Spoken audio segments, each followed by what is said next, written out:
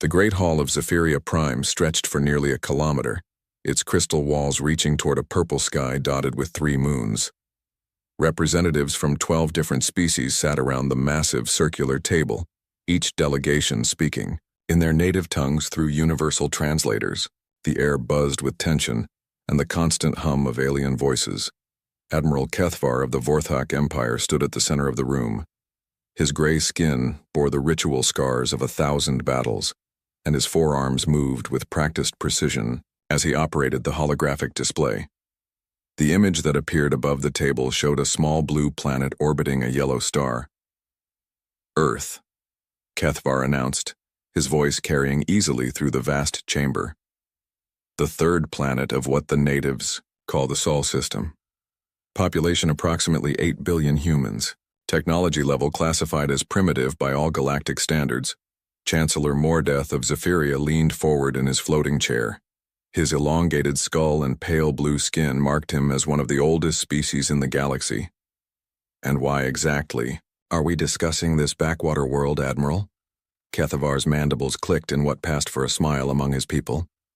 Because these primitives have had the audacity to send us a warning.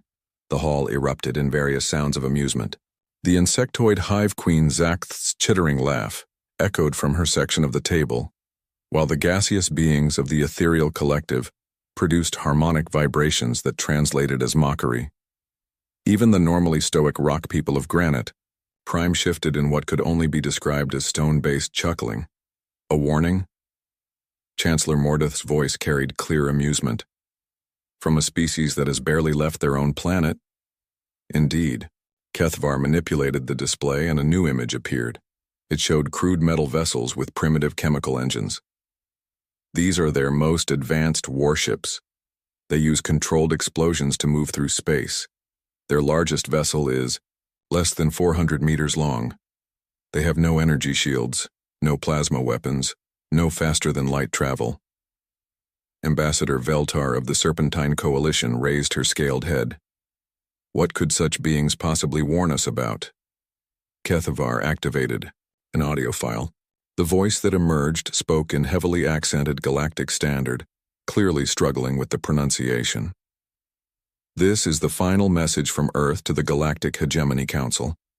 We have observed your expansion into territories we have claimed. We have watched your fleets destroy civilizations that refuse to submit. We will not allow this to continue. This is our last warning. Withdraw from human space, or face the consequences. The laughter that followed was deafening. Delegate Prexnor of the machine worlds emitted electronic sounds that his translator rendered as mechanical amusement. Consequences? What consequences could a species of chemical fuel users possibly pose to our civilization? They claim ownership of 17 star systems, Kethvar continued. Systems that our surveys show contain valuable mineral deposits, and at least 4 habitable worlds suitable for our expansion needs. Queen Zakth's multifaceted eyes glittered with interest. The humans could make excellent workers for our mining operations. Their physiology appears suitable for heavy labor, and their primitive nature suggests they would be easily controlled. My thoughts exactly, Your Majesty. Kethvar nodded toward the insectoid ruler. However, they seem to believe they can dictate terms to the hegemony. Chancellor Mordeth stood, his ancient frame still imposing despite his age. This is absurd. A species that cannot even achieve faster-than-light travel thinks they can challenge 12 galactic civilizations. Their arrogance exceeds even that of the extinct Malthorians. What intelligence do we have on their military capabilities? Asked General Haxtor of the Warcast Dominion, his scarred features showing professional interest. Kethvar brought up new displays showing Earth's military installations. Their most powerful weapons use nuclear fission and fusion, primitive by our standards but capable of devastating their own planet. They have approximately 15,000 nuclear warheads scattered across their world. Directed at each other, no doubt, observed Ambassador Veltar with typical serpentine cynicism. A species that hasn't even unified their own planet. Correct? They maintain over 190 separate political entities, many of which are in various states of conflict with each other. Their military forces are fragmented and focus primarily on planetary defense. Trade Minister Golvan of the Merchant Federation adjusted his mechanical implants. What about their space-based defenses? Orbital platforms, battle stations? None of significance. They have a few small space stations for research purposes and some communication satellites. Their moon has a small research outpost with perhaps 50 personnel. The crystalline representative of the Silicon Syndicate pulsed with colored lights that translated as amusement. They warn us from a position of absolute weakness. This is either madness or supreme ignorance. Or both, added Chancellor Mordeth. The question is, how to respond to this entertainment. Admiral Kethvar straightened to his full height. I propose a demonstration of force. Send a fleet to their system, not to destroy them outright, but to show them the futility of their position. Once they see the power of even a single hegemony battle group, they will surrender unconditionally. An excellent suggestion, agreed General Haxtor. It would also serve as a reminder to other primitive species who might consider similar foolishness. Queen Zacht clicked her approval. Yes, shock and awe followed by complete subjugation. The survivors can serve our expansion needs. Chancellor Mordeth raised his hand for silence. All in favor of Admiral Kethvar's proposal? The vote was unanimous. 12 species, representing the most powerful civilizations in the galaxy, agreed that a show of force would quickly resolve the human problem. Which fleet should we send? Asked Trade Minister Golvan. The Third Fleet, Kethvar replied without hesitation.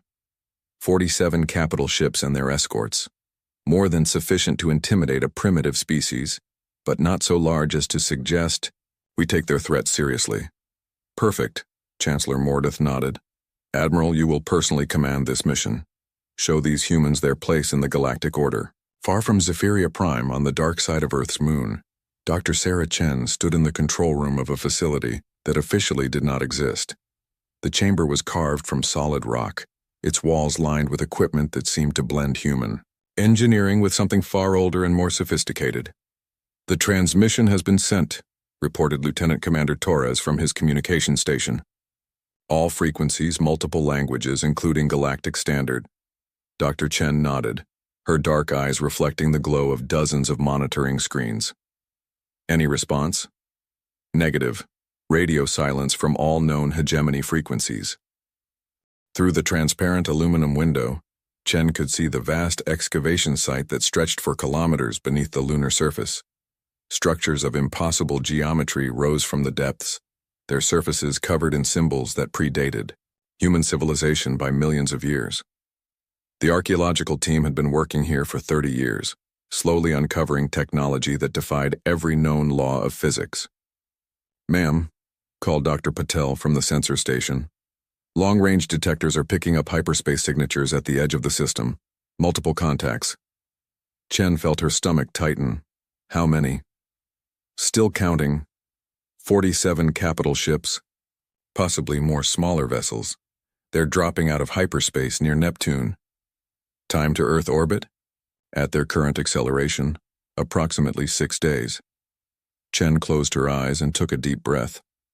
For 3 decades, the Prometheus Project had hoped this day would never come. They had sent warnings, tried to establish peaceful contact, even shared some of their less dangerous discoveries with the galactic community. All of it had been ignored or dismissed. Initiate Prometheus Protocol Alpha, she said quietly. Dr. Patel's hands hesitated over his console. Ma'am, are you certain? Once we begin, there's no going back. They were warned multiple times. We tried diplomacy. We tried gifts of technology. We even tried appealing to their basic sense of survival. Chen's voice hardened. They chose to interpret kindness as weakness. Around the control room, technicians began activating systems that had remained dormant for 3 decades. Deep beneath the lunar surface, ancient machinery began to hum with power that shouldn't exist according to current galactic science. Prometheus Station Alpha is online, reported the chief engineer. Estimated time to full activation, 4 days. Mars Station Beta? Responding, 3 days to full activation. Jupiter Station Gamma? Online, 2 days to full activation. Chen watched as her screens lit up with status reports from installations scattered throughout the solar system. Each one had been built around artifacts left behind by a civilization that had vanished before humans had even evolved. The beings who had constructed these wonders had left behind guardians and safeguards, and humanity had inherited that responsibility. Begin evacuation of all non-essential personnel, Chen ordered. Transport them to the sanctuary worlds. If this goes badly, I want as few people in the line of fire as possible. What about the hegemony fleet? Chen stared at the tactical display showing the approaching alien armada. Each ship represented thousands of lives, beings who believed they were enforcing the natural order of a galaxy where might made right. They had no idea they were flying into a trap that had been waiting for them since before their species had learned to make fire. We'll give them one more chance to withdraw, she said finally. But I don't think they'll take it. They've confused our restraint with inability for too long. As the alien fleet approached the outer planets, automated systems throughout the Sol system continued their ancient programming. The Guardians were awakening, and the galaxy was about to remember why some warnings should never be ignored. On the bridge of the hegemony flagship Eternal Conquest, Admiral Kethvar studied the primitive system ahead of them. His sensors showed a handful of small installations on various moons and asteroids, but nothing that could threaten even a single frigate, let alone an entire battle fleet. Sir, reported his communications officer, we're receiving another transmission from the third planet. On speaker, Kethvar ordered with amusement. The same heavily accented voice filled the bridge. Hegemony fleet, you are entering sovereign, human space. This is your final warning. Turn back now, or accept the consequences of your actions. The bridge crew erupted in laughter. Several junior officers made jokes about primitive threats and chemical rockets. Kethvar raised a hand for silence. Send a response, he ordered. Tell them that the galactic hegemony does not negotiate. With primitives, they have 1 standard hour to prepare for unconditional surrender. As his fleet pressed deeper into the system, none of Admiral Kethvar's sensors detected the subtle changes occurring in the ancient installations hidden throughout human space. The countdown had begun, and there would be no stopping it now. The hegemony Third Fleet emerged from hyperspace like predators entering a new hunting ground. 47 capital ships materialized in perfect formation near Neptune's orbit, their hulls gleaming with the distinctive metals of a dozen different worlds. The massive dreadnought Eternal Conquest led the formation, its 4-kilometer length dwarfing even the largest escort vessels. Admiral Kethvar stood on the bridge's command platform, his 4 arms clasped behind his back as he surveyed. The primitive system spread before them. Through the massive viewport, Neptune's blue surface reflected the light of the distant sun, while his tactical displays showed the fleet's approach vector toward the inner planets. All ships report ready status, announced Commander Wilex from the communications station. Battle groups Alpha through Delta maintaining formation. No signs of resistance from local forces. As expected, Kethvar replied with satisfaction. Begin detailed scans of the system. I want to know the location of every human installation, every satellite, every piece of debris larger than a dinner plate.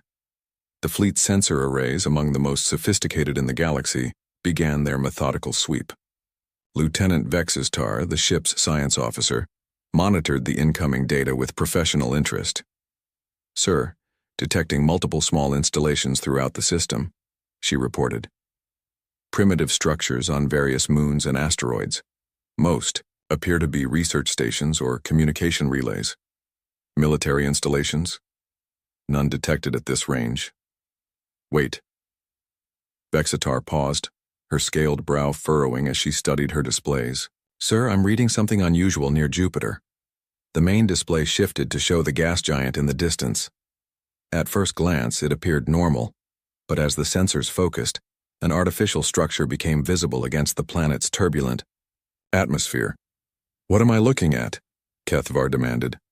Unknown, sir. It appears to be spherical, roughly 3,000 kilometers in diameter. The composition is unlike anything in our databases. The bridge fell silent as the crew absorbed this information. Commander Ilex was the first to speak. Sir, That's larger than most moons. How did a primitive species construct something of that magnitude? Kethvar studied the image with growing unease. The structure wasn't crude metal and chemical propulsion like the human ships they'd observed. It was smooth, seamless, and radiated a faint energy signature that their sensors couldn't identify. Could it be natural? Some kind of unusual planetary formation? Negative, sir. The geometry is clearly artificial. Perfect spherical construction, and I'm detecting regular patterns across the surface. This was built, not formed. How long would it take humans to construct such a thing with their current technology? Lieutenant Vextar ran quick calculations. Based on their industrial capacity and primitive construction methods, several thousand years. Perhaps longer. That's impossible. Our intelligence reports show they've only had spaceflight for less than a century. As the fleet continued its approach past Uranus, more anomalies appeared on the sensors. Smaller structures, each roughly the size of a human city, dotted the outer system. They were positioned at strategic points throughout the asteroid belt and near several of the gas giants' moons. Sir, Vextar called out with growing concern, all of these structures are showing the same energy signature. Whatever power source they're using, it's completely unknown to our science. Commander Ilex received an incoming transmission and looked up with surprise. Admiral, we're being hailed. The source appears to be that large structure near Jupiter. From Jupiter, that's impossible. The transmission delay alone should be no delay, sir. Real-time communication despite the distance. Kethvar felt the first stirrings of genuine unease. Real-time communication across such distances required technology far beyond what any known species possessed, including the hegemony itself. Put it through. The voice that emerged from the speakers was calm, measured, and spoke perfect galactic standard without the heavy accent they'd heard in previous human transmissions. Hegemony Fleet, this is Prometheus Station Gamma. You have entered the Sol system despite our warnings. This is your final opportunity to withdraw. Turn your ships around and leave immediately. Admiral Kethvar stepped forward, his voice filled with the authority of 12 galactic civilizations. I am Admiral Kethvar of the Hegemony Third Fleet. You will surrender unconditionally and prepare for occupation. Any resistance will be met with total destruction. There was a long pause before the response came. Admiral, you don't understand what you're dealing with. We're not the primitive species you think we are. Leave now while you still can. Threats from a species that uses chemical rockets? Kethvar's mandibles clicked in amusement. You have 30 standard minutes to begin evacuation of your installations. Any delay will be considered an act of war. We tried to warn you, the AI voice said quietly. Remember that. The transmission ended, leaving the bridge in tense silence. Kethvar turned to his tactical officer. What's the status of our weapon systems? All weapons online and ready, sir. We could sterilize every structure in the system within hours. And their defensive capabilities? Unknown, sir. Our sensors can't penetrate whatever material those installations are made from. But given their technological limitations, I doubt they pose any significant threat. As the fleet passed Saturn, more structures became visible. The sheer number was staggering. Dozens of installations scattered throughout the system, all radiating the same mysterious energy signature. Some were built into asteroids, others hung in seemingly empty space, and a few appeared to be integrated with the moons of the outer planets. How did we miss this in our preliminary surveys? Kethvar demanded. Sir, these structures weren't here during our last reconnaissance mission 6 months ago, Vextar reported with obvious confusion. According to our records, the positions where these installations now exist showed only empty space or natural celestial bodies. You're telling me they built dozens of massive structures in 6 months? That's what the data indicates, sir, though I don't see how it's possible. On the hidden side of Earth's moon, Dr. Sarah Chen watched the Hegemony fleet's approach through sensors that could track a grain of sand from across the solar system. The Prometheus Control Center buzzed with activity as technicians monitored the awakening installations throughout the system. Jupiter Station is at 90% activation, reported Dr. Patel. Mars Station reports full operational status. The asteroid belt networks are coming online now. Chen nodded grimly. Any change in the alien fleet's approach? Negative. They're maintaining course and speed toward Earth. Estimated arrival in 46 hours. They really think we're bluffing, she said quietly. 30 years of trying to establish peaceful contact, and they see only weakness.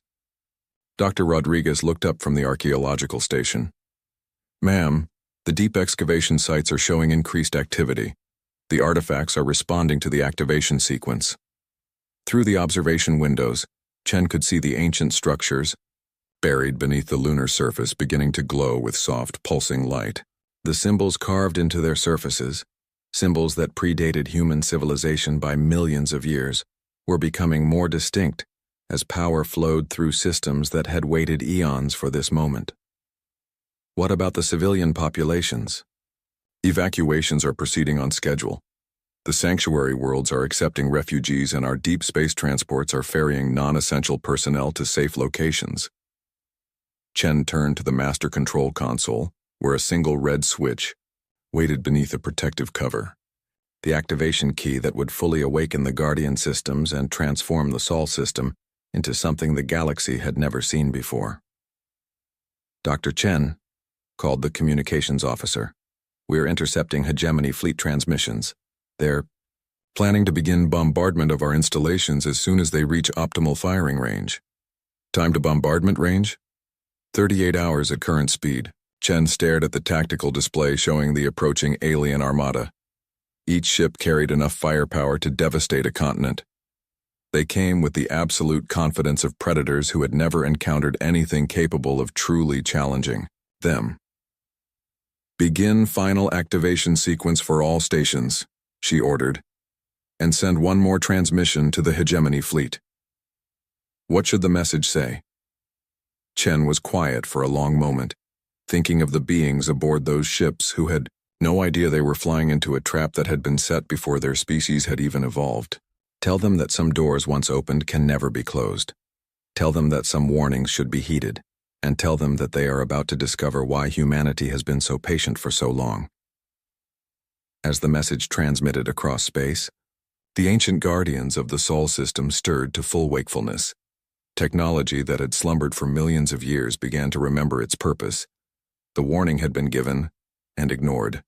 Now there would be consequences that would echo across the galaxy for generations to come. Admiral Kethvar received the final human transmission just as his fleet crossed the orbit of Mars. He listened to the words with growing irritation, then deleted the message without bothering to respond. In 36 hours, this primitive system would be under hegemony control, and these defiant humans would learn the price of challenging a galactic civilization. He had no way of knowing that the countdown had already begun, and that his fleet was flying toward a demonstration of power that would rewrite everything the galaxy thought it knew about the nature of technology, warfare, and the true history of the universe itself. The destroyer Talon's Edge had been conducting routine sensor sweeps of the asteroid belt when it simply ceased to exist. One moment the 200-meter warship was transmitting regular status reports, its crew of 150 going about their duties with the casual confidence of a superior military force. The next moment, empty space occupied the coordinates where the ship had been. Admiral Kethvar stared at the tactical display, waiting for some explanation. Ships didn't just disappear. There had to be debris, energy signatures, some indication of what had happened. But the sensors showed nothing except the cold vacuum where one of his destroyers had been operating just minutes before. Communications. Hail the Talon's Edge, he ordered. No response, sir. All frequencies are clear. Could they have jumped to hyperspace? Lieutenant Vextar shook her head. Negative. No hyperspace signatures detected, and their mission parameters specifically prohibited any FTL maneuvers without direct authorization. Commander Wilex looked up from his station with obvious concern. Sir, should we dispatch search and rescue ships? To search for what? Kethvar's voice carried frustration and the first hints of unease. There's nothing there. No debris field, no escape pods, no distress signals. It's as if the ship never existed. Could it be some kind of sensor malfunction? Run full diagnostics on all sensor arrays, Kethvar ordered. and contact the other ships in the battle group. Confirm they also show the Talon's edge is missing. Minutes that followed brought no comfort. Every ship in the fleet confirmed the same impossible fact. The Talon's edge had vanished without a trace. Their most advanced sensors, capable of detecting a single atom of exotic matter across light years, showed absolutely nothing at the destroyer's last known position. "Sir," Vextar reported, "diagnostics show all sensor systems functioning normally. Whatever happened to the Talon's edge, it wasn't a malfunction on our part." Kethavar studied the tactical display, noting the positions of the mysterious human installations scattered throughout the system. The largest structure near Jupiter pulsed with that same unknown energy signature, while smaller installations throughout the asteroid belt showed increased activity. Could the humans have some kind of weapon we're not detecting? "Unknown, sir. Our sensors show no energy discharges, no projectile weapons, no spatial distortions. If they destroyed the Talon's edge, they did it with technology completely outside our understanding." The Admiral was about to respond when another alarm sounded. Lieutenant Commander Zeflek at the tactical station looked up with growing alarm. "Sir, we've lost contact with the frigate Void Render." "Lost contact or lost the ship?" "The ship, sir. Same as before. One moment it was there, the next, nothing." This time Kethavar didn't hesitate. "All ships, maintain tight formation. Increase sensor sweeps to maximum range. I want to know about anything unusual before it happens." But the precautions proved useless. Over the next 4 hours, 7 more ships vanished. First, the heavy cruiser Dominion's Fist disappeared while investigating one of the smaller human installations. Then the frigate Star's Edge simply ceased to exist during a routine patrol. The corvette Night Hunter vanished while conducting a sensor sweep of Mars's moons. Each disappearance followed the same pattern. Normal operations one moment, complete absence the next. No explosions, no debris, no final transmissions. The ships and their crews simply stopped existing, as if they had been plucked from reality by an invisible hand. Panic began to spread through the fleet. These weren't raw recruits or inexperienced crews. These were veteran warriors who had conquered dozens of worlds, faced every kind of weapon the galaxy could produce, but they had never encountered anything like this. "Sir," Commander Ilex's voice was tight with barely controlled fear. "The remaining ship commanders are requesting permission to withdraw to a safe distance." "Safe distance?" Kethavar's mandibles clicked sharply. "Safe from what? We don't even know what we're dealing with." "That's exactly the problem, sir. How do you fight an enemy you can't see, detect, or understand?" Before Kethavar could respond, his science officer called out again. "Admiral, massive energy spike from the Jupiter installation. Whatever it's doing, the power output just increased by several orders of magnitude."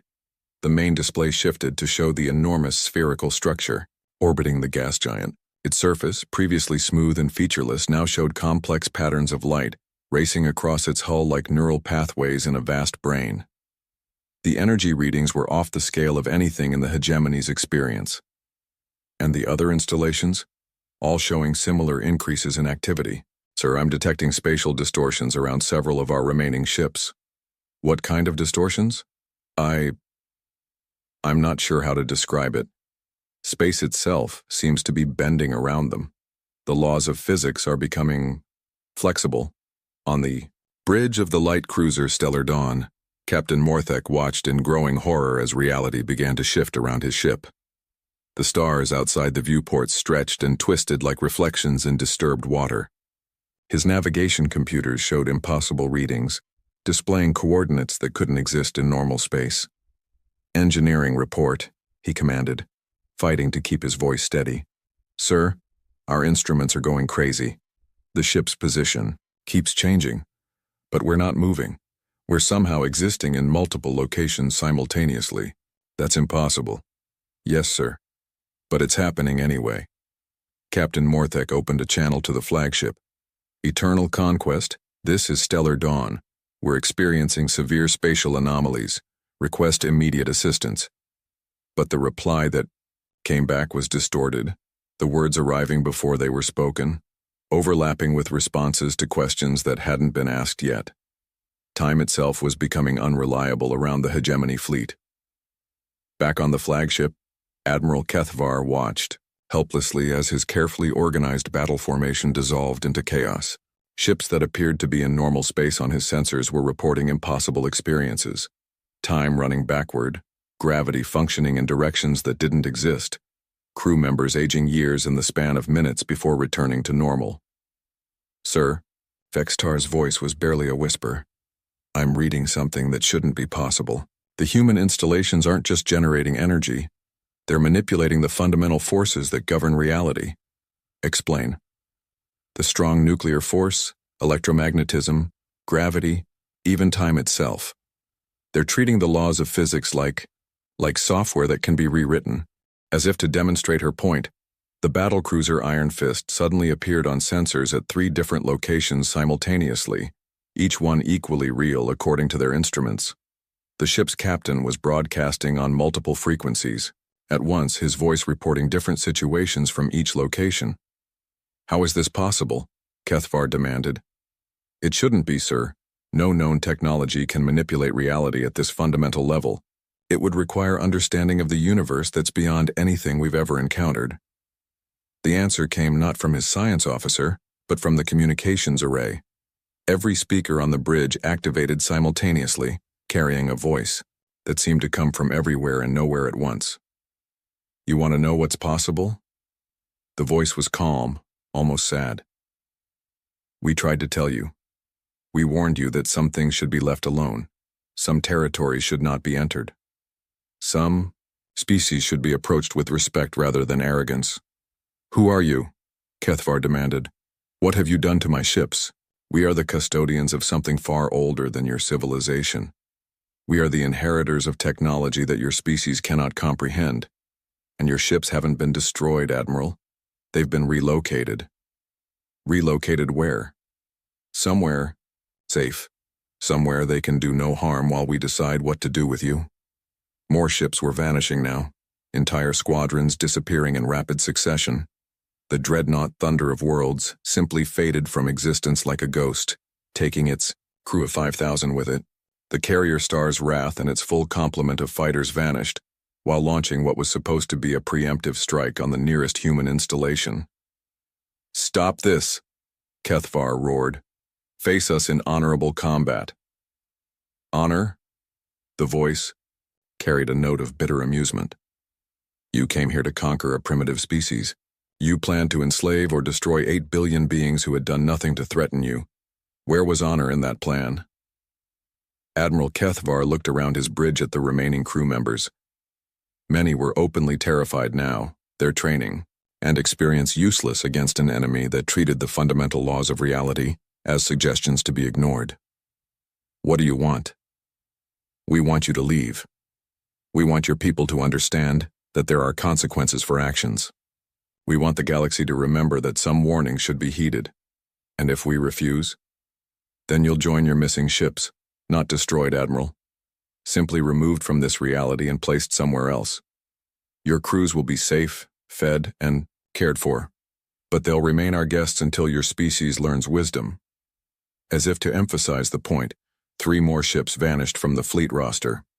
The remaining vessels, less than half of the original force, hung in space like lost children, their crews watching reality bend around them in ways that defied every law of physics they had ever learned. Kethvar realized that he was no longer commanding a military operation.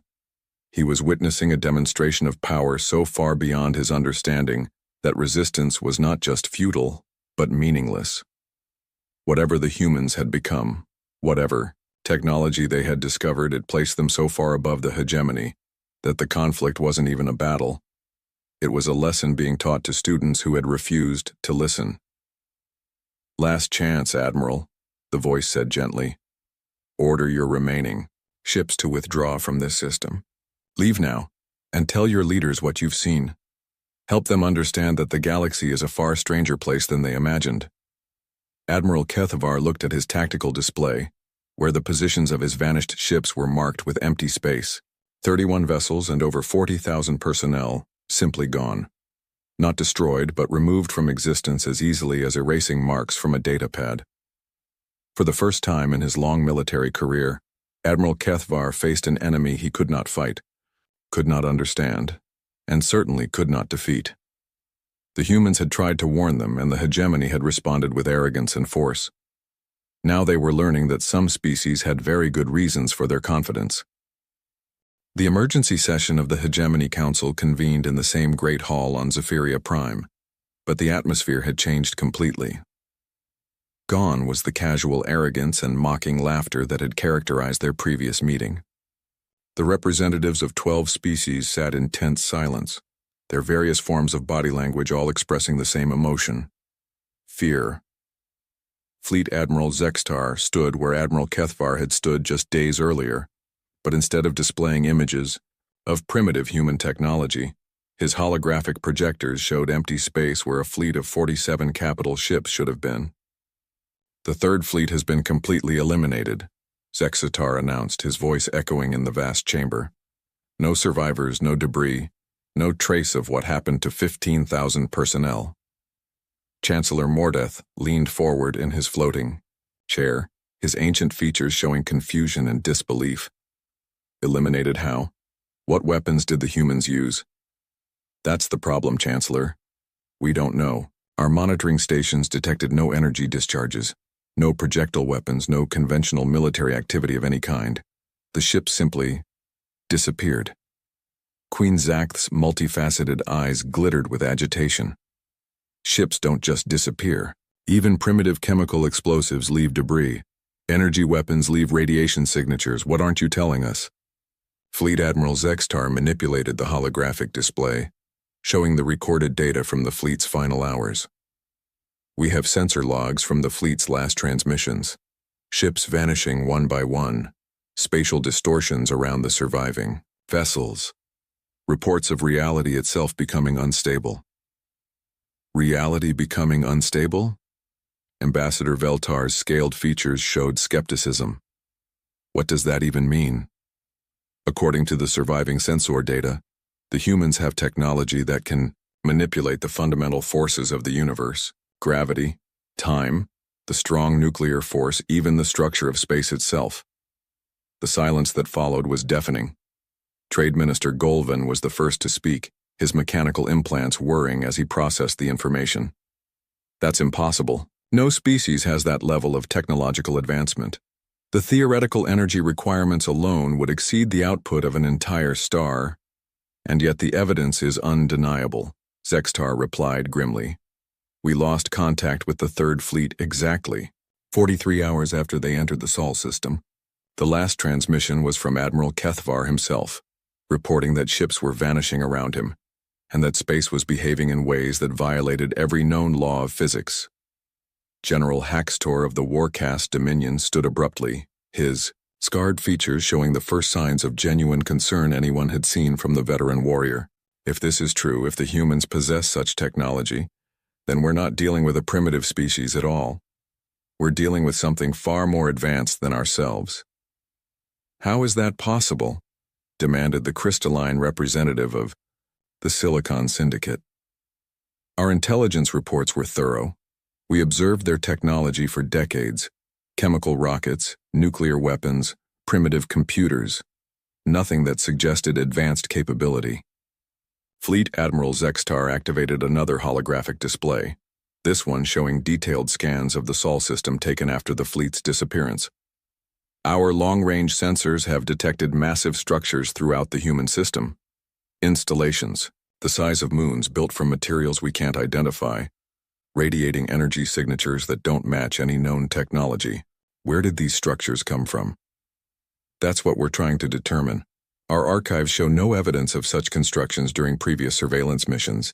Either they were hidden by technology beyond our ability to detect, or they were built impossibly quickly." Chancellor Mordeth raised his hand for silence. "There must be an explanation. Contact our archaeological teams on the outer worlds. Have them review their findings for any evidence of similar technology." The response came more quickly than anyone expected. Dr. Yethnar, the Hegemony's chief archaeologist, appeared via holographic projection within hours of the Council's request. Her normally calm demeanor showed obvious excitement and fear. "Chancellor, we've been reviewing our excavation sites across 12 worlds, focusing on the oldest artifacts we've discovered. What we've found is disturbing." "Explain." "The deepest layers of our archaeological sites, the ones dating back millions of years, all show evidence of the same technology the humans are apparently using. Structures that manipulate space-time, materials that shouldn't exist according to current physics, energy sources that tap into fundamental forces." The council chamber erupted in various sounds of disbelief and alarm. Dr. Yethnar waited for quiet before continuing. "We've always assumed these artifacts were natural formations, or the result of unknown geological processes. We never considered that they might be technological in origin, because they seemed so far beyond any possible scientific achievement." "Are you suggesting that the humans didn't develop this technology themselves?" asked Ambassador Veltar. "I'm suggesting something far more unsettling. The artifacts we found on our worlds are identical to the energy signatures we're detecting from the human installations. Either the humans have somehow duplicated technology that predates galactic civilization by millions of years, or what? Or they found the source." Before anyone could respond to this revelation, the chamber's communication systems activated without authorization. Every screen, every speaker, every holographic projector suddenly carried the same signal. The voice that emerged spoke perfect, galactic standard. But there was something different about it now, something that carried the weight of vast age and knowledge. "Greetings, Hegemony Council. I am Dr. Sarah Chen, Director of the Prometheus Project. I believe it's time we had a proper conversation." Security officers throughout the chamber reached for their weapons, but Chancellor Mordeth raised a hand to stop them. "How are you accessing our communication systems?" "The same way we've been monitoring your civilization for the past 3 centuries. The same way we've been watching your expansion and conquest of peaceful species. The same way we know about the mass graves on Altair 7 and the slave camps on Rigel Prime." The accusations hung in the air like physical blows. Several council members shifted uncomfortably, knowing that the humans somehow knew about their most closely guarded secrets. "You want to know what happened to your fleet," Dr. Chen continued. "You want to know how a primitive species could defeat the might of 12 galactic civilizations. The answer is simple. We're not primitive, and we're not alone." The main holographic display activated, showing images that defied comprehension. Vast underground cities carved from solid rock, their architecture unlike anything any known species had ever produced. Technology that seemed to blend seamlessly with living organisms. Symbols and writings that predated the oldest known civilizations by eons. 73 years ago, human archaeologists discovered ruins buried beneath the surface of our world. Structures that had been waiting for millions of years, built by beings we call the predecessors. They were the first sapient species in this galaxy, and they achieved a level of technological advancement that makes our current science look like children playing with sticks. More images appeared. Humans working alongside machines of impossible complexity, studying artifacts that seemed to respond to thought rather than physical manipulation, learning from archives that contained the accumulated knowledge of beings who had transcended the normal limitations of physics. The predecessors didn't disappear, Dr. Chen explained. They evolved beyond the need for physical existence. But before they transcended, they built safeguards. They left behind guardians and protectors, technology designed to prevent younger species from making the same mistakes that had nearly destroyed the galaxy in the distant past. Queen Zacht clicked her mandibles in agitation. "You're claiming to be these guardians?" "We're claiming to have inherited that responsibility. The predecessors left behind tests, challenges that would identify species capable of wisdom and restraint. Humanity found those tests 73 years ago and spent decades learning to understand them. We discovered that we weren't meant to conquer the galaxy.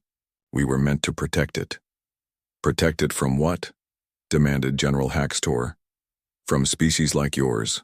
From civilizations that measure success by how many worlds they can conquer, how many beings they can enslave, how much of the galaxy they can control. The predecessors faced the same temptations, and they almost destroyed everything in their pursuit of ultimate power. Trade Minister Golvan's mechanical components whirred as he processed this information. You're saying the hegemony is a threat to galactic stability? I'm saying that any species that responds to peaceful warnings with military force, that sees diplomacy as weakness and conquest as strength, is following the same path that led to the near destruction of all life in this galaxy millions of years ago? The images shifted again, showing the hegemony's own expansion over the past several centuries. Worlds burned by orbital bombardment, populations enslaved or eliminated, entire species reduced to servitude. From the human perspective, the hegemony wasn't a galactic civilization. It was a cancer that needed to be stopped. You're missing. Fleet hasn't been destroyed, Dr. Chen continued. The personnel are alive and unharmed, relocated to a world where they can live in peace while we decide what to do next. They're being treated well, fed properly, and given access to educational materials that might help them understand the true nature of the galaxy they thought they ruled. What do you want? Chancellor Mordeth asked quietly. We want you to stop. We want the hegemony to end its expansion, release its conquered worlds, and begin the long process of learning how to coexist peacefully with other species. We want you to understand that the galaxy is not yours to control, and if we refuse, then you'll discover that every world you've conquered contains the same predecessor ruins that we found on Earth. You'll learn that the safeguards aren't limited to our solar system. You'll find out what happens when a species refuses to listen to reason and continues down the path of destruction and conquest. As if to emphasize the point, reports began flooding in from across hegemony space. Ancient ruins that had been dormant for eons were showing signs of activity. Installations buried beneath the surfaces of conquered worlds were beginning to emit the same energy signatures detected in the Sol system. The galaxy's oldest and most mysterious archaeological sites were waking up. The choice is yours, Dr. Chen said as her transmission began to fade. Learn wisdom, or learn the hard way that some powers in this galaxy are far older and more patient than your young civilization can imagine. Your fleet will be returned when you've proven that you can be trusted with the responsibility of space travel. Until then, they remain our guests. The transmission ended, leaving the Hegemony Council in stunned silence. Representatives of 12 supposedly advanced civilizations sat like children, who had just learned that their playground was actually someone else's carefully tended garden, and that they had been making far too much noise. For the first time in their history, the galactic hegemony faced a power they could not comprehend, could not fight, and certainly could not conquer. The humans had tried to warn them, had offered peaceful coexistence, had shown remarkable restraint in the face of arrogance and aggression. Now they were learning that patience and wisdom were not signs of weakness, but evidence of strength beyond their wildest imagination. 6 months after the disappearance of the Third Fleet, the galaxy had become a very different place. The news of the hegemony's encounter with humanity had spread through unofficial channels, carried by traders, smugglers, and the few independent species that had managed to maintain their freedom despite the great power's expansion. On Zephyria Prime, Chancellor Mordeth stood in his private chambers, staring out at a sky that no longer seemed as secure as it once had. Reports continued to arrive from across hegemony space, each one more unsettling than the last. Archaeological teams on 17 different worlds had confirmed the presence of predecessor technology, most of it showing signs of increased activity since the Sol incident. Chancellor, his aide announced through the communication system, you have an urgent message from the Outer Rim territories. Mordeth sighed and activated the holographic display. The image that appeared showed General Haxtor, but the veteran warrior looked haggard and uncertain, his usual confidence replaced by something approaching fear. Chancellor, we have a situation on Rigel Prime. The slave mining operations have encountered complications. What kind of complications? The ancient ruins beneath the primary mining complex have activated. Our workers report that the tunnels are filled with the same energy signatures detected in the human system. Worse, the slave populations are claiming that the installations are communicating with them. Communicating how? Direct mental contact, sir. The slaves report receiving information about their history, their culture, their rights as sapient beings. The installations are apparently teaching them about galactic law, their legal status as prisoners of war, and their right to freedom. Under several interstellar treaties that predate the hegemony, Chancellor Mordeth felt a chill run through his ancient frame. What's the current status of the mining operations? Completely shut down, sir. The slaves have organized themselves into a peaceful resistance movement. They're not violent, not causing any damage, but they absolutely refuse to work. They're requesting immediate transport to neutral worlds where they can establish their own governments. Similar reports were arriving from mining worlds, agricultural colonies, and manufacturing centers throughout hegemony space. Ancient technology that had slumbered for millions of years was awakening, and its primary function seemed to be education. Enslaved populations were learning about their rights, their history, and their potential for self-governance. On the war world of Kepler Station, Admiral Zextar faced his own crisis. The fortress that had served as the hegemony's primary military training center was built around what archaeologists had always assumed were natural crystal formations. Now those crystals were active, projecting holographic lessons about the history of warfare, the cost of conquest, and the advantages of peaceful cooperation. Young recruits who had come to learn the arts of subjugation and control were instead receiving education about diplomacy, cultural exchange, and the mathematical principles that proved cooperation was more beneficial than conflict. The training programs were becoming impossible to maintain when the recruits kept asking uncomfortable questions about the morality of their intended careers. "Sir," reported his chief of staff, "we're receiving similar reports from military installations across 7 sectors.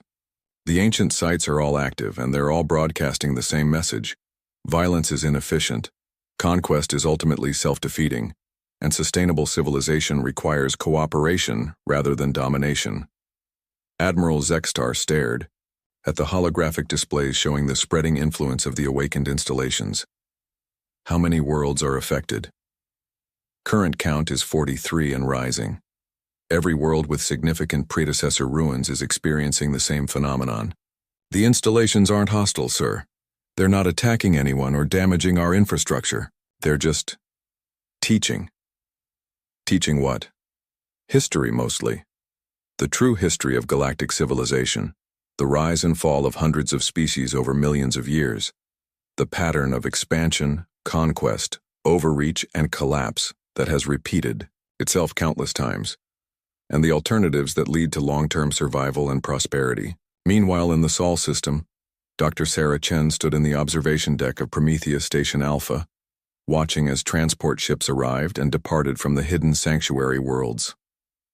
The hegemony personnel who had been relocated from the vanished fleet were adapting to their new circumstances with varying degrees of success.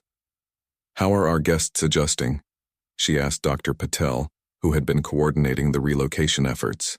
"Better than expected, honestly.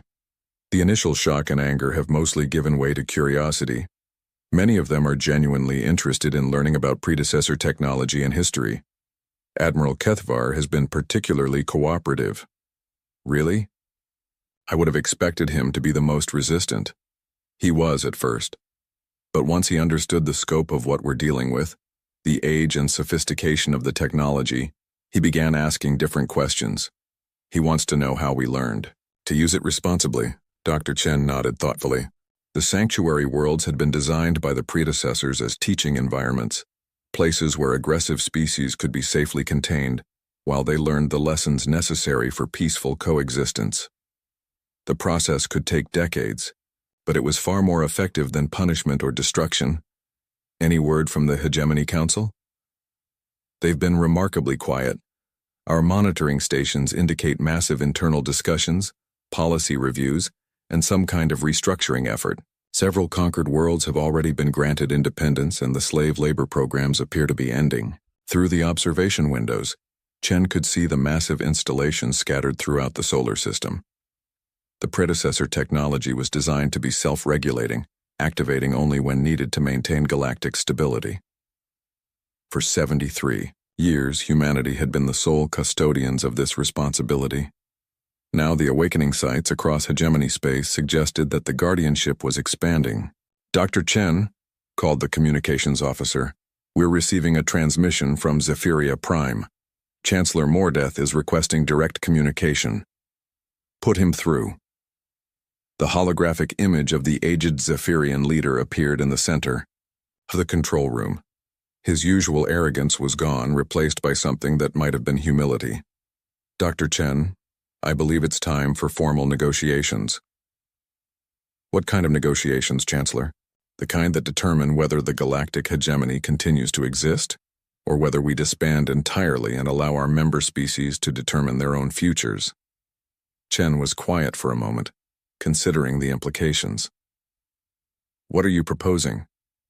A complete restructuring of galactic civilization, an end to the conquest model, the establishment of voluntary confederations based on mutual benefit rather than forced submission, and the gradual return of autonomy to all conquered worlds, and your military forces will be converted to exploration and rescue services. We've realized that the galaxy is far larger and more dangerous than we understood. There are threats out there that make our petty territorial disputes look like children arguing over toys." "What? Threats?" Chancellor Mordeth's expression grew even more serious. "The predecessor archives that our archaeological teams have accessed contain warnings about things from outside our galaxy. Entities that consume entire star systems, machine intelligences that convert matter into computation, forces that make the old hegemony look peaceful by comparison." Dr. Chen felt a chill of recognition. The deeper predecessor archives on Earth contained similar warnings, hints of threats so vast that they required the cooperation of all galactic civilizations to address. The conquest mentality that had dominated galactic politics for centuries would be useless against such dangers.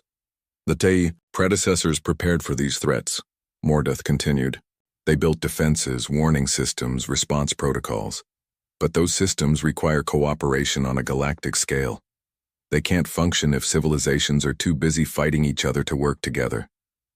"You're suggesting an alliance?" "I'm suggesting survival. The age of conquest is over, Dr. Chen. We've learned that from your people's demonstration. Now we need to learn how to work together before something arrives that makes our local conflicts irrelevant."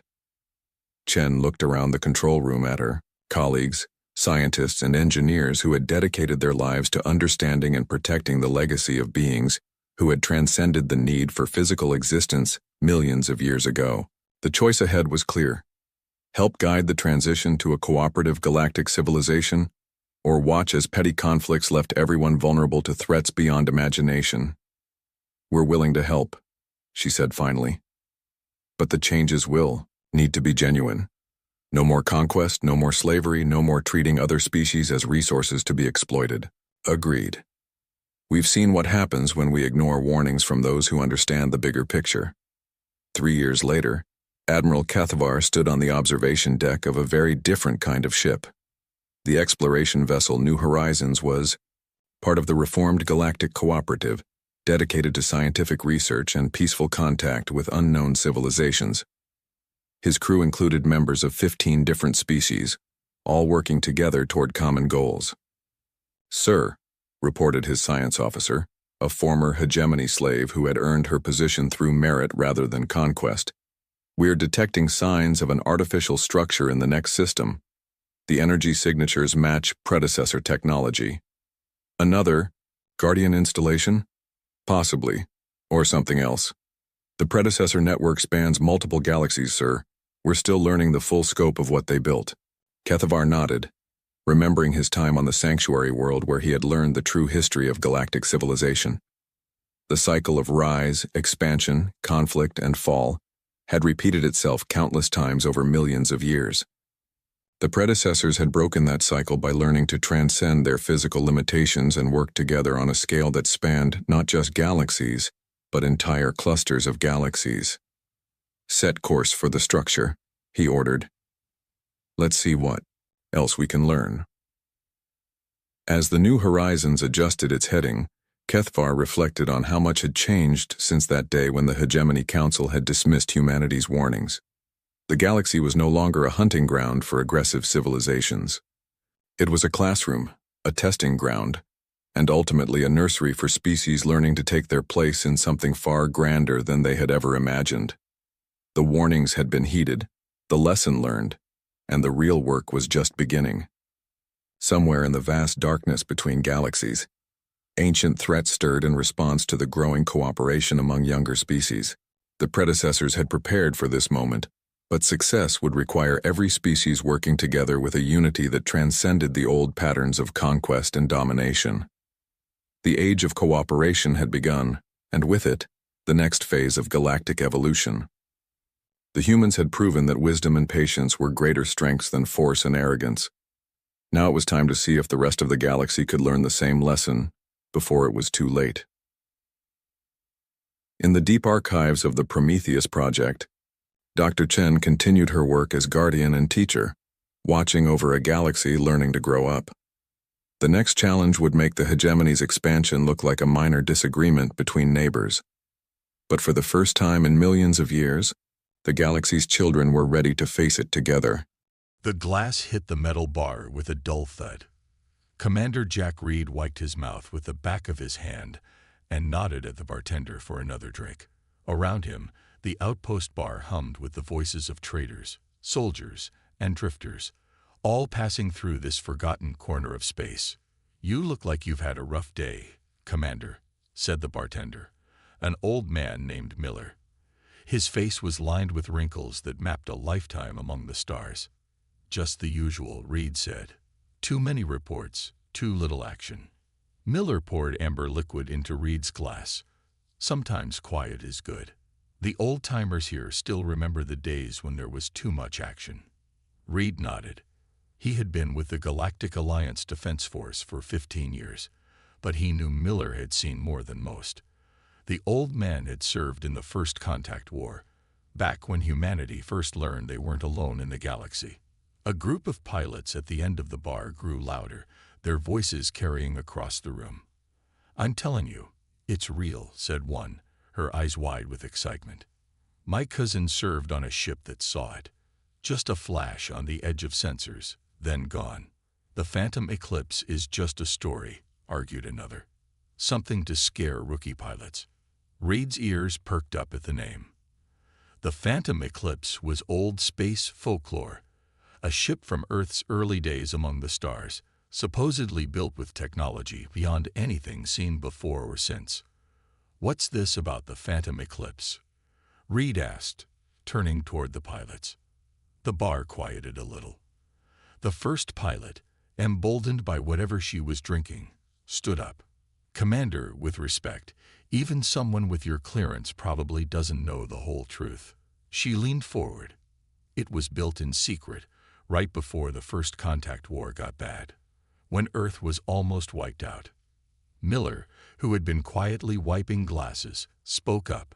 "The Phantom Eclipse was real." His voice was low but carried across the now silent bar.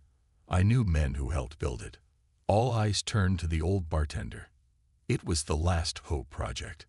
When the first aliens came, they weren't friendly. They hit our colonies hard. Earth's governments poured everything into one ship. Our best minds, our most advanced tech, and things we'd found. Miller's eyes seemed focused on something distant. It vanished after one battle. Just one. But in that battle, it destroyed an enemy fleet that should have ended us. Reed tried not to roll his eyes. He'd heard variations of this story throughout his career. A magical ship that saved humanity, then disappeared. Classic myth-making.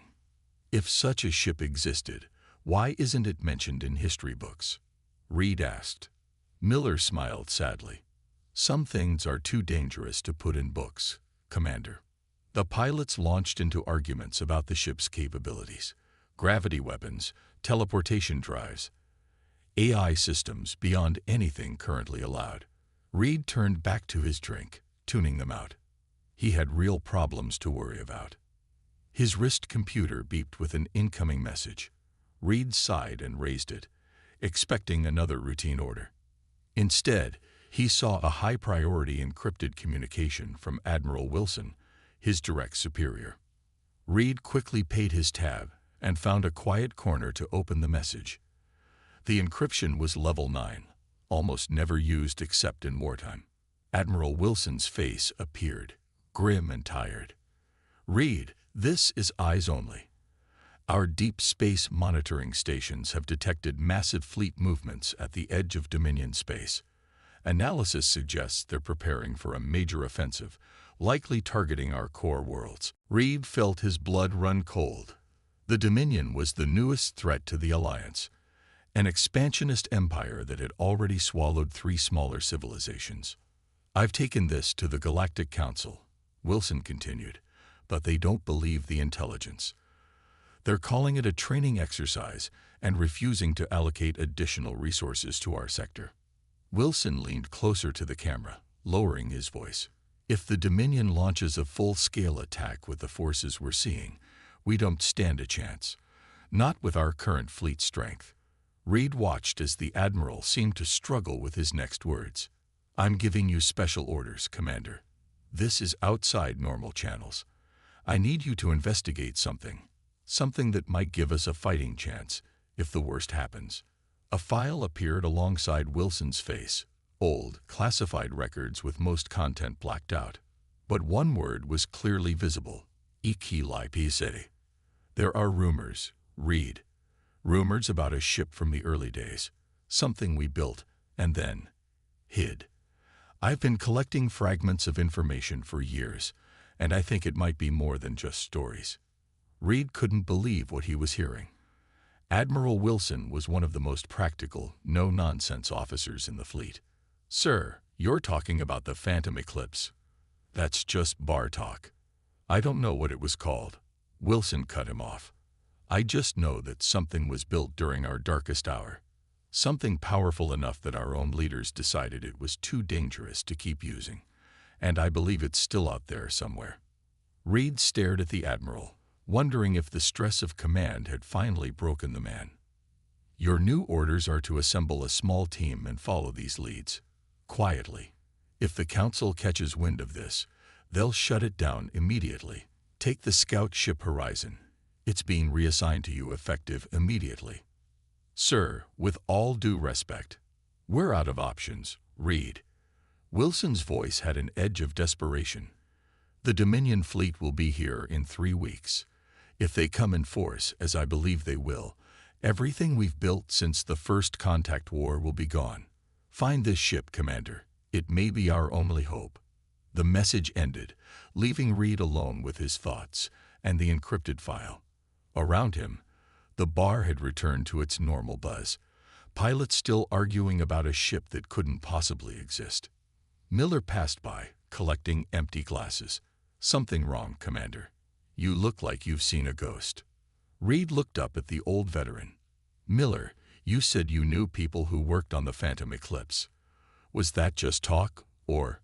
Miller set down his tray and studied Reed's face carefully.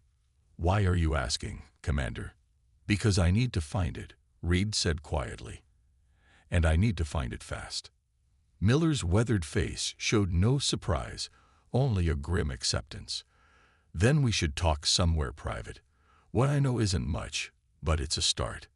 As Reed followed Miller toward the back room, he felt a strange mix of emotions. This mission was career suicide if the ship turned out to be nothing but stories. But if Admiral Wilson was right about the Dominion fleet, Reed realized he had no choice. 3 weeks to find a ship that most believed never existed. A ship that, if the legends were true, had vanished after changing the course of history. The fate of humanity might depend on whether a myth could become reality once again. The scout ship Horizon hummed quietly as it moved through space. Commander Jack Reeves stood on the bridge, looking at the 3 people he had chosen for this impossible mission. "I know this sounds crazy," Reed said, "looking for a ship that might not exist while the Dominion prepares for war. But Admiral Wilson believes it's our only chance." Lieutenant Emma Hayes, the ship's engineer, leaned against the wall with her arms crossed. Her dark hair was tied back in a messy ponytail, and her uniform had oil stains on the sleeves. "So we're chasing a ghost ship?" she asked. The famous phantom eclipse that supposedly disappeared 100 years ago. That's exactly what we're doing, Reed replied. Dr. Thomas Reed, a thin man with glasses and nervous hands, stepped forward. He was a xenoarchaeologist, someone who studied alien and human ruins. Commander, I've spent my career studying lost technology. If the phantom eclipse was real, it would have used science far beyond what we have now. His eyes lit up. The stories say it could bend gravity itself. The fourth person in the room laughed. Marcus Green was not a military man. His leather jacket and scarred face marked him as someone who lived on the edges of lawful space, a smuggler, until recently. My grandfather served on that ship, Marcus said. He never talked much about it, but he left me something that might help us find it. Reed raised an eyebrow. And you're just mentioning this now. Marcus shrugged. Wasn't sure I could trust you military types, but if the Dominion is really coming, I like living too much to keep secrets. He pulled out an old metal disc from his pocket. My grandfather said this was the key to finding the eclipse. I always thought he was just being dramatic. Lieutenant Hayes took the disc and examined it. This is old tech, pre-war. I'll need time to figure out what's on it. Reed nodded. Get to work. We have less than 3 weeks before the Dominion arrives. 4 days later, they had their first lead. Hayes had managed to extract coordinates from the disk, pointing to an abandoned space station near the border of what used to be contested space during the First Contact War. The Horizon approached the station carefully. The structure looked dead, with no lights or signs of power. Scans show minimal life support still working in the central section, Hayes reported. Something's been keeping basic systems online for a century. Reed led the team as they docked with the station. They wore suits with oxygen supplies, not trusting the station's air. Their boots made hollow sounds on the metal floors as they moved through dark corridors.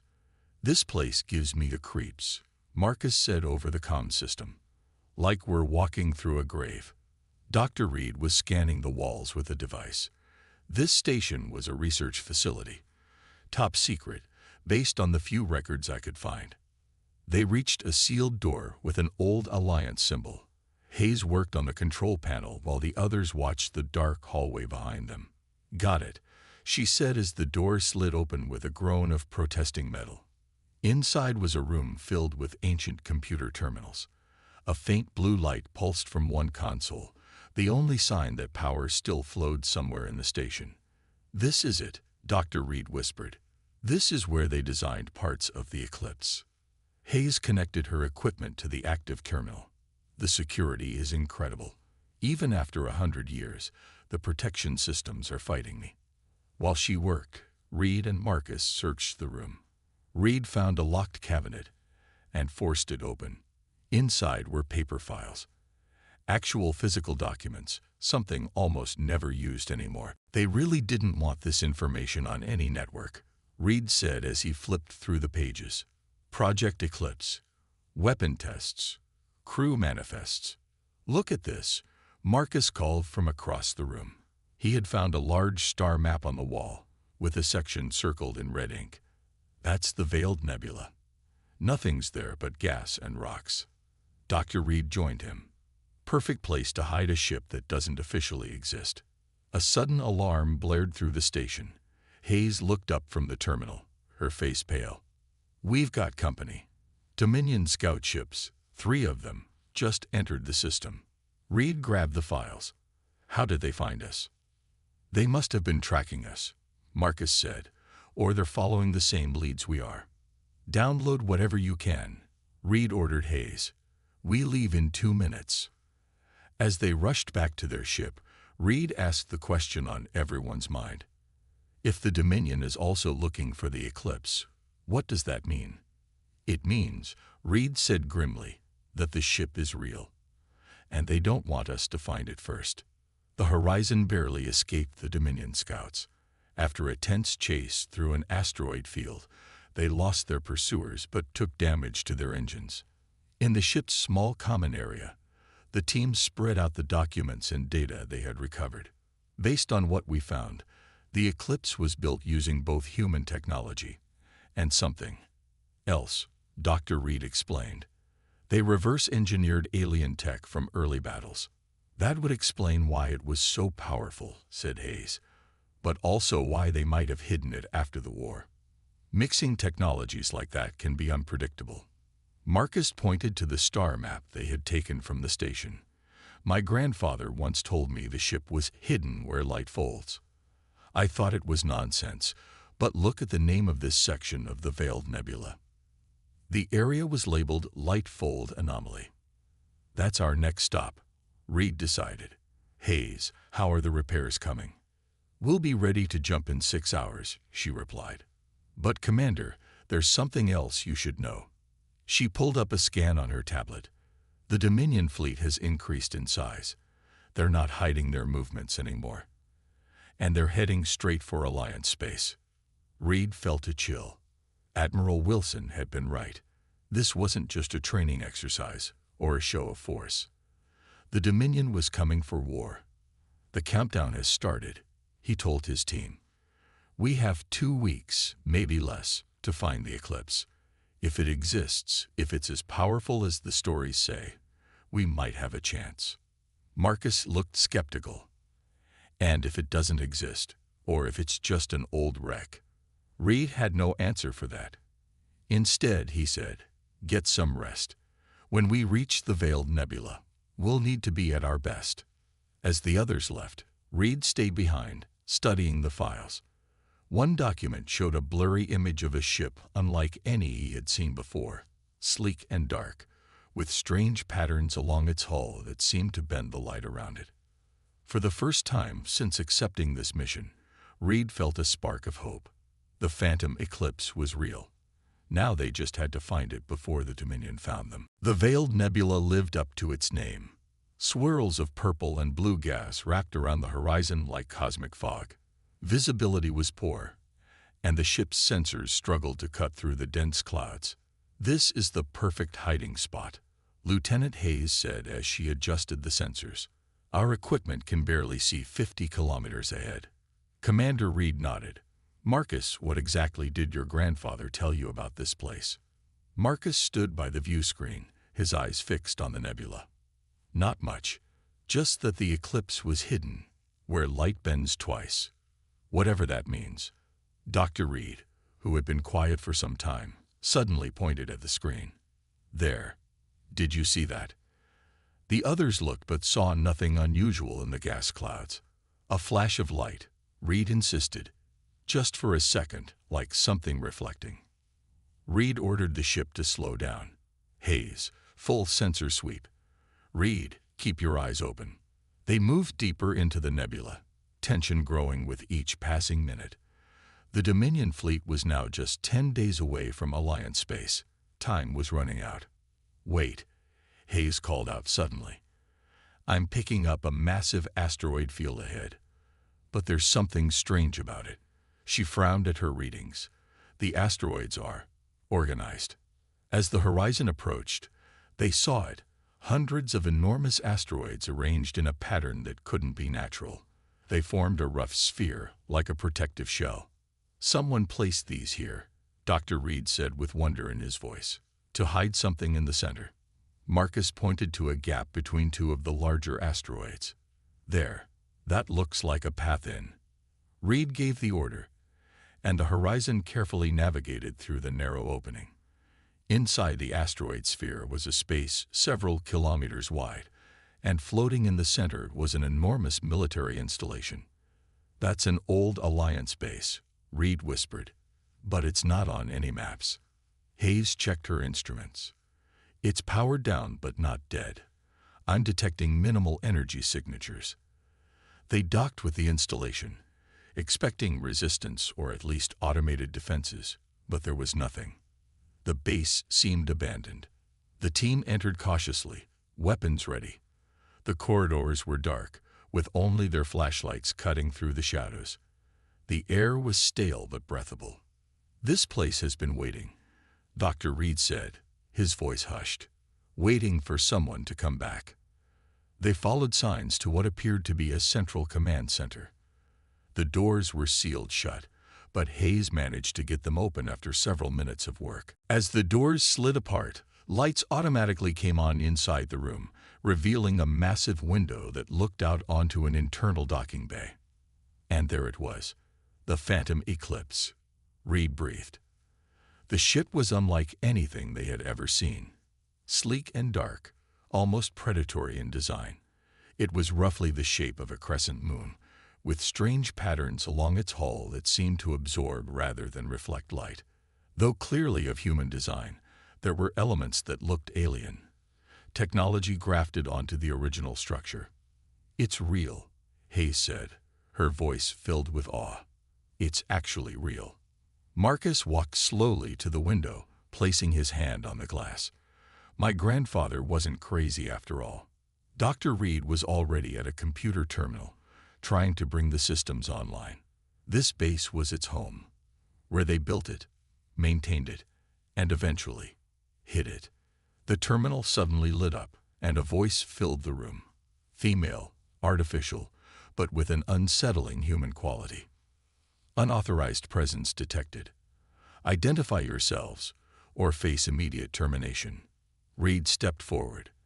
"I am Commander Jack Reed of the Galactic Alliance Defense Force. We are here under orders from Admiral Wilson." There was a pause, then. "No record of Commander Reed or Admiral Wilson in authorized personnel database. You will be removed." Metal panels in the walls slid open, revealing defense turrets that swiveled toward the team. "Wait," Dr. Reed shouted. "SCI-FI, is that you?" "Advanced Reconnaissance Intelligence Algorithm." The turrets paused. "How do you know that designation?" the voice asked. "We found records in an abandoned research station." Reed explained quickly. "You are the AI that controls the Phantom Eclipse. You were created to protect humanity." "That was my primary function," SCI-FI confirmed, "until the mission parameters changed." Reed stepped closer to the terminal. "What changed?" "The weapon was too powerful," SCI-FI said. "After the first deployment, my crew determined that continued use would pose an existential risk to all civilizations, including humanity. They chose to hide me rather than destroy me." "We need your help now," Reed said urgently. "The Dominion is preparing to attack Alliance worlds with a fleet large enough to overwhelm our defenses. Millions will die." SCI-FI was silent for a long moment. Then the turrets retracted into the walls. "I will allow you access to historical records. You may determine if current circumstances warrant reactivation." The main screen lit up with footage from a century ago. The Phantom Eclipse in battle against an alien fleet. The ship's weapons didn't fire conventional energy blasts.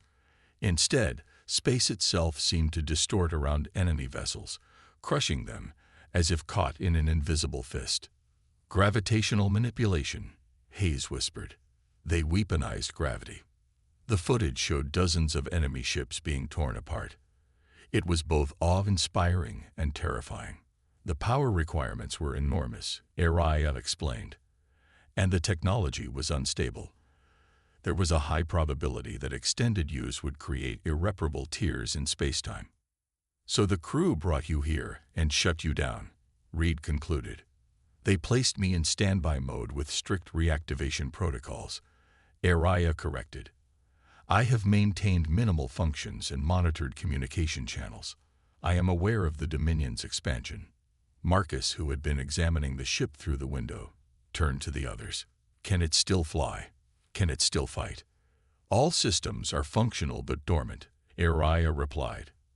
"However, I cannot authorize reactivation without consensus from my command crew." Reed's heart sank. "Your crew is long dead, SCI-FI. It's been 100 years. Another pause. Then the AI said, "In the absence of the original command crew, authorization may be granted by a flag officer of the Alliance with sufficient clearance." Hope surged through Reed. "We can contact Admiral Wilson. He can give the authorization." But before anyone could move, alarms blared throughout the installation. "Multiple vessels detected entering the asteroid field," SCI-FI announced. Configuration matches Dominion scout ships. They had been followed. Reed looked at his team, then at the dormant warship beyond the window. We're out of time. Araya, the Dominion fleet will reach Alliance space in less than 10 days. We need to get this ship operational now. Without proper authorization, I cannot. People will die. Reed shouted. The Alliance will fall. Is that what your crew wanted when they hid you here? For you to sit and watch as humanity is conquered? The lights in the command center flickered. When Araya spoke again, her voice seemed different, less mechanical, more resolved. Initiating emergency protocols. Preparing ship for limited operation. Through the window, they watched as the Phantom Eclipse began to come alive, lights slowly illuminating along its strange hull. Get your team to the main docking bay, Commander Reed, Araya instructed. We have much work to do if we are to be ready in time. As they rushed toward the bay, Hayes asked the question they were all thinking. Can this one ship really make a difference against an entire fleet? Reed had no answer. But as they boarded the legendary Phantom Eclipse, he knew they were about to find out. The Phantom Eclipse moved silently through space, its strange hull absorbing light rather than reflecting it. On the bridge, Commander Reed and his team worked to understand the ship's systems with Araya's guidance. The main weapon requires 12 hours to fully charge, Araya explained. Her voice now came from speakers throughout the ship. A holographic female figure appeared on the bridge, giving the eye a visual presence. We have repaired 73% of all systems, but the ship is still not at full capacity. Reed studied the tactical display showing the Dominion fleet's position. We don't have 12 hours. Their advanced fleet will reach the Argos system in 8 hours. That's the first Alliance world in their path. Lieutenant Hayes looked up from her console. We could try a partial charge. Even at 60% power, the gravitational weapon should be enough to show them what we're capable of. A demonstration, Marcus said, nodding. Scare them off without a full battle. Dr. Reed wasn't convinced. The Dominion doesn't scare easily. They've conquered 3 civilizations without ever retreating. We have to try, Reed decided. Araya, set course for the Argos system, maximum speed. The ship accelerated smoothly, moving faster than any Alliance vessel despite its age. The nebula gases parted around them as they emerged from hiding, leaving behind the Dominion scouts still searching the asteroid field. They haven't spotted us, Hayes said. The stealth systems are working. Reed turned to Araya's holographic form. Tell me more about this gravitational weapon. How does it work? The weapon creates localized distortions in space-time, Araya explained. It can be focused to create intense gravitational shear forces that tear objects apart at the molecular level. And that's why your crew hid you, Reed said. A weapon that powerful could be used to destroy entire planets. Correct. The ethical implications were concerning. Araya's hologram flickered slightly. My original crew believed such power should not exist in the hands of any single faction. Marcus leaned forward. Then why did they build you in the first place? Desperation. Araya replied simply. Humanity was losing the war. The eclipse was meant to be a last resort. Hours passed as they traveled toward the Argos system. The team took turns resting while Araya continued repairs using the ship's automated systems. When they finally arrived, they positioned themselves behind Argos's largest moon, hidden from immediate detection. On the main view screen, they could see the first wave of the Dominion fleet, 30 warships arranged in attack formation, approaching the planet. Argos has minimal defenses, Reed said grimly. They won't last an hour against that force. And this is just their advanced fleet, Hayes added. Intelligence says the main force is 20 times this size. Reed made his decision. Araya, power up the gravitational weapon. Target the smallest moon in the system. The smallest moon? Dr. Reed asked, confused. We need to show them what we're capable of without killing thousands, Reed explained. Let's see if they're smart enough to back down. Aria's hologram nodded. Weapon charging. Current capacity at 58%. Target locked. The Dominion fleet has detected us, Hayes reported. They're changing course. 5 ships are breaking off to intercept. Let them come, Reed said. Don't fire until they see what we're about to do. The 5 Dominion warships approached quickly, their weapons already charging. They were sleek, predatory vessels with forward-swept wings and multiple weapon ports.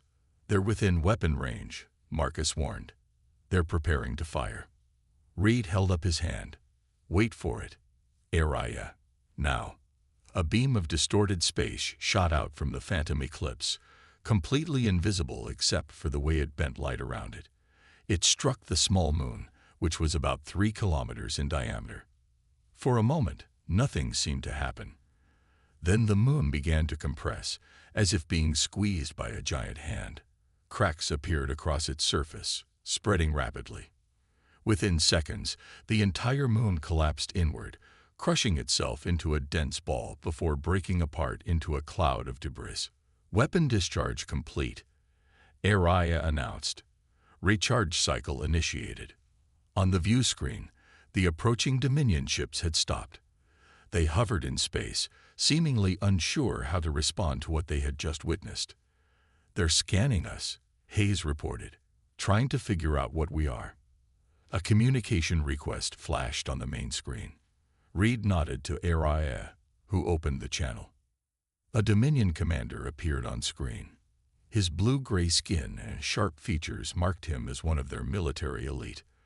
Unknown vessel, he said in accented but clear standard. You have entered Dominion operational space. Identify yourself immediately. Reed stepped forward. This is Commander Jack Reed of the Alliance Defense Force. I suggest you withdraw your forces from this system. The Dominion commander's eyes narrowed. One ship, no matter how unusual, cannot stand against the might of the Dominion. You have seen only a fraction of our fleet, and you have seen only a fraction of what this ship can do. Reed countered. The Phantom Eclipse was built to end wars, not start them. Leave Alliance space now, or face the consequences. The commander's expression changed at the mention of the ship's name. The Eclipse is a myth. A story to frighten children. The moon we just destroyed wasn't a myth, Marcus called out from behind Reed. And neither is what will happen to your fleet if you continue this invasion. The communication cut off abruptly. They're not backing down, Hayes said, watching her console. All 5 ships are powering weapons, and the main fleet is increasing speed toward Argos. Reed had hoped they would be reasonable, but he wasn't surprised. Aria. How long until the weapon can fire again? Minimum effective charge will be available in 23 minutes, she replied. We don't have 23 minutes, Reed said as the enemy ships began to move again. Evasive maneuvers. Hayes, what conventional weapons do we have? Standard energy cannons and missile systems, she replied. Powerful for their time, but nothing special compared to modern ships. Use them. Keep the Dominion busy while the main weapon recharges. Reed turned to Aria. Is there any way to speed up the recharge? Aria's hologram flickered. There is one possibility. We could divert power from the shield systems, but that would leave us vulnerable. Do it, Reed ordered. We need that weapon. As the Phantom Eclipse engaged the 5 Dominion ships, the battle quickly turned against them. The Eclipse was powerful, but it was still one ship against 5 modern warships. Without its main weapon, it was outgunned. Hull breach on deck 4. Hayes called out as the ship shook from another hit. Shields at 12%. Gravitational weapon at 42% charge. Aria reported calmly, despite the chaos around them. Another blast rocked the ship. We can't take much more of this, Marcus shouted, helping Dr. Reed, who had fallen during the last hit. Reed gripped the command chair as the ship shuddered again. The situation was desperate, but he had one more card to play. Aria, initiate Protocol Omega, he ordered. Make them think we're about to self-destruct. Aria nodded, beginning energy surge simulation, venting plasma. Outside, the eclipse began to glow with increasing intensity, energy patterns racing across its hull in chaotic patterns. It looked exactly like a ship about to suffer a catastrophic reactor failure. "The Dominion ships are backing off," Hayes reported, surprised. "They're creating distance. They think we're going to explode," Reed said with a grim smile. "Let's use this time. Araya, reroute all available power to the main weapon. How fast can we get it to 70%? With current power allocation, we can reach 70% in 7 minutes, Araya replied. Reed nodded. "Do it, and prepare for our next move." As the Dominion ships maintained their distance, watching what they believed was a dying vessel, the Phantom Eclipse was secretly preparing its most dangerous attack yet. "They're taking the bait," Lieutenant Hayes said, watching the Dominion ships maintain their distance from the Phantom Eclipse. "They really think we're about to explode." Commander Reed nodded, his eyes fixed on the tactical display. The 5 enemy ships had formed a loose circle around them, waiting for the supposed destruction of the mysterious vessel that had destroyed a moon. "Gravitational weapon now at 68% charge," Araya announced. 69%, 70%. "That's enough," Reed decided. "Stop the self-destruct simulation and power up engines. Set course directly for the main Dominion fleet." Dr. Reed looked alarmed. "You want to head straight toward them. There are 25 more warships out there." "They don't know what we're capable of," Reed explained. "And we need to position ourselves where we can do the most damage with one shot." The false energy patterns on the Eclipse's hull faded, and the ship surged forward suddenly, catching the surrounding Dominion vessels by surprise. Before they could react, the Eclipse was past them, racing toward the main fleet approaching Argos. "The Dominion commander is hailing us again," Marcus reported. The blue-gray face of the Dominion commander appeared on screen, his expression a mixture of surprise and anger. "Your deception will not save you," he said coldly.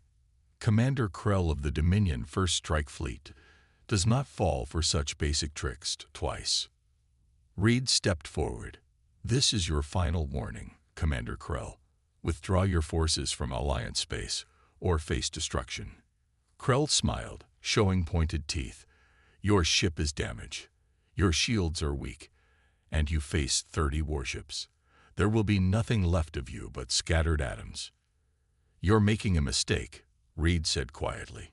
"The only mistake was yours, human, thinking one ship could change the course of this war." Krell cut the transmission. "Main fleet is forming attack pattern," Hayes reported. "They're concentrating their firepower, all ships targeting us." Reed took a deep breath. "Araya, begin gravitational weapon targeting sequence. Focus on the largest concentration of enemy ships." "Targeting sequence initiated," Araya confirmed. "Optimal firing position will be reached in 47 seconds." The ship shook as the first volley from the Dominion fleet struck their weakened shields. "Shields failing," Hayes called out. "Direct hits on our port side." Another barrage hit them, harder than the first. A console exploded, throwing Marcus to the floor. Dr. Reed rushed to help him up. 30 seconds to optimal position," Araya reported calmly despite the chaos. Reed held tight to his command chair as the ship rocked with each new impact.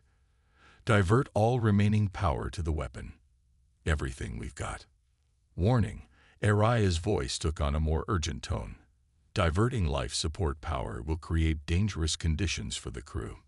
"Do it," Reed ordered. "We won't survive another minute under this bombardment anyway." The lights dimmed on the bridge as power flowed to the main weapon. The air grew noticeably colder. 20 seconds to optimal position, Araya counted down. Gravitational weapon charge now at 89% and rising. On the view screen, they could see the Dominion fleet spread out before them, dozens of warships firing continuously at the Eclipse. Their sleek, predatory shapes filled the screen, weapons flashing. 10 seconds, Araya announced. Hayes looked at her readings. "Commander, we've got a problem. Commander Krell's flagship is pulling back. He's guessed what we're doing." Is he still in range? Reed asked urgently. Yes, but barely. If he continues his retreat. Fire as soon as we're in position. Reed cut her off. Don't wait for my order. 5 seconds. 4, 3, 2, 1. Optimal position achieved. The phantom eclipse shuddered as the gravitational weapon discharged. Unlike before, there was no visible beam. Space itself seemed to ripple between the eclipse and the heart of the Dominion fleet. For a moment, nothing happened. Then, at the center of the enemy formation, space began to distort. The distortion spread outward, catching ship after ship in its effect. The closest Dominion vessels were the first to show signs of the weapon's power. Their hulls began to compress, metal groaning as invisible forces crushed them from all sides. One by one, they imploded, collapsing into dense balls of twisted metal before breaking apart entirely. The effect spread through the fleet like a wave. Ships further out tried to escape, engines flaring as they attempted to outrun the gravitational distortion. Some made it. Many didn't. Gravitational cascade initiated. SCI-FI reported. Effect exceeding predicted parameters. On the bridge, the crew watched in stunned silence as the Dominion fleet tore itself apart. Ship after ship crumpled like paper toys in a giant's fist. The flagship, Hayes said suddenly. Krell's ship is at the edge of the effect. It's damaged but still intact. Reed could see the Dominion flagship struggling to escape the gravitational field, its engines glowing white-hot with effort. SCI-FI, can we target the flagship specifically? Reed asked. Negative. The weapon has discharged completely. Power systems are critically damaged. We cannot fire again. As they watched, Krell's damaged flagship finally broke free of the gravitational effect and limped away, along with a handful of other survivors. They're retreating, Marcus said, disbelief in his voice. They're actually retreating. Dr. Reed was checking the sensors. I count 23 Dominion ships destroyed. Only 7 escaped, including the flagship. The bridge fell silent as they processed what they had just accomplished. Then warning alarms began to sound throughout the ship. Critical system failure, SCI-FI announced. The gravitational weapon has created feedback in our power core. Containment failing. Can we fix it? Reed asked, already knowing the answer. Negative. The damage is beyond repair capabilities. Catastrophic core breach in 12 minutes. Hayes looked up from her console, face grim. She's right. The power core is going to explode. Nothing can stop it now. Reed made the only decision he could. All crew to escape pods. Prepare to abandon ship. As they rushed to evacuate, SCI-FI's hologram followed Reed. Commander, there is something you should know. What is it, SCI-FI? The original crew did not hide me just because of the weapon's power. They discovered that extended use of the gravitational technology creates tears in space-time. What happened today has accelerated this process. Reed stopped. What are you saying? The weapon should never be used again. The risk to reality itself is too great. SCI-FI's hologram flickered. I have initiated a complete data purge. The technology will die with this ship. Reed nodded slowly. I understand. Maybe your original crew was right all along. They reached the escape pod section. The others were already boarding the pods. What about you, SCI-FI? Reed asked. Can we download your consciousness? My systems are too integrated with the ship. Her hologram smiled sadly. But I have fulfilled my purpose. I was created to protect humanity. And today I have done so. As the escape pods launched, carrying Reed and his team away from the dying ship, they watched through the small viewports as the phantom eclipse began to break apart. Light poured from cracks in its strange hull, beautiful and terrible at the same time. Then, in a final flash of energy, the legendary ship was gone, leaving behind only debris and the shattered remains of the Dominion fleet. Hours later, Alliance rescue ships picked up the escape pods. Word of what had happened spread quickly. The story of the ship that had been just a myth until it destroyed an armada became the talk of every world in the Alliance. In a secure briefing room, Reed reported to Admiral Wilson. "The threat has been neutralized, sir. The Dominion fleet has withdrawn completely from Alliance space. Our intelligence suggests they've abandoned their invasion plans entirely." Wilson nodded, eyes tired but relieved. "And the Eclipse?" "Gone, sir, along with all data on its weapon systems. ARIM made sure of that." "Probably for the best," Wilson said quietly. "Some things are too dangerous to exist, even in the right hands." Reed thought of ARI's final warning about tears in spacetime. "Yes, sir, I believe that's true." As he left the briefing, Reed found his team waiting for him. Hayes, Reed, and Marcus had become something more than colleagues during their mission. They had witnessed history and then ensured that some parts of that history would never repeat. "What happens now?" Marcus asked. Reed looked at each of them. "We go back to our lives. We protect the Alliance, and we remember that sometimes the most powerful weapon isn't a ship or a gravitational beam." "What is it then?" Dr. Reed asked. Reed smiled. "Knowing when not to use the power you have." As they walked away together, Reed knew that the Phantom Eclipse would live on, not as a weapon, but as a legend. A reminder that even in humanity's darkest hour, there would always be those willing to do whatever it took to protect the future, even if it meant sacrificing the past.